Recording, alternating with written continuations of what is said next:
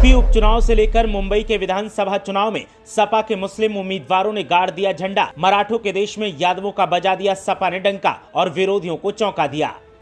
Sapa chief ने जो कहा वो करके दिखा दिया। कमाल का प्रदर्शन पार्टी ने किया। यूपी में अगर तमंचे न चलते तो साइकिल की रफ्तार और तेज होती। देखिए महाराष्ट्र में कौन सी सीट पर सपा ने हासिल की जीत और यूपी उपचुनाव में साइकिल ने किन सीटों पर भरी सरपट रफ्तार। 2027 के सेमीफाइनल यूपी उपचुनाव संपन्न हो चुके हैं और महाराष्ट्र का विधानसभा चुनाव भी संपन्न हो गया। नतीजे भी आ गए। सपा ने दोनों ही जगहों पर अपनी झंडाबरदारी दिखाई और महाराष्ट्र में तो विरोधियों की पुंगी बजा दी।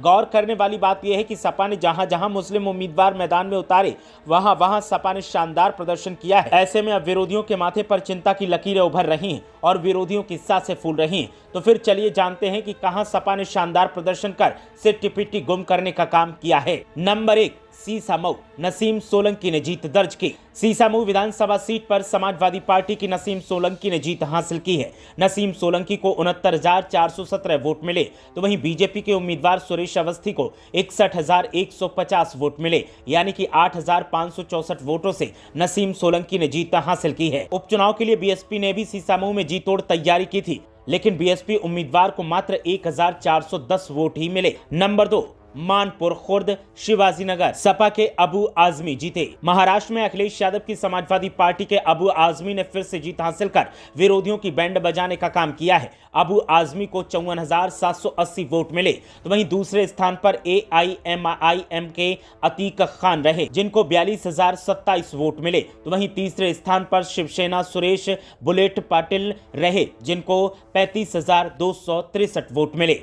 Number 3, Bhiwandi east. जीती सपा की साइकिल। महाराष्ट्र में दूसरी सीट है भिवंडी ईस्ट। यहां पर भी समाजवादी पार्टी के रईस कसम शेख ने जीत हासिल की है। सपा उम्मीदवार को 1,19,687 वोट मिले। वहीं दूसरे स्थान पर शिवसेना के संतोष मंजय शेट्टी रहे, जिनको 67,672 वोट मिले। इस सीट पर राज ठाकरे की महाराष्ट्र नवनिर्माण सेना के मनोज वामन गुलवी को मात्र 1,003 वोट मिल पाए और सपा के उम्मीदवार ने यहां से शानदार जीत हासिल की। नंबर 4, फूलपुर में खिला कमल। यूपी उपचुनाव में कई जगह पर बीजेपी ने भी चौंकाया है। फूलपुर विधानसभा सीट पर बीजेपी ने जीत हासिल की। यहां से समाजवादी पार्टी के उम्मीदवार को मात देते हुए बीजेपी के दीपक पटेल ने जीत हासिल की।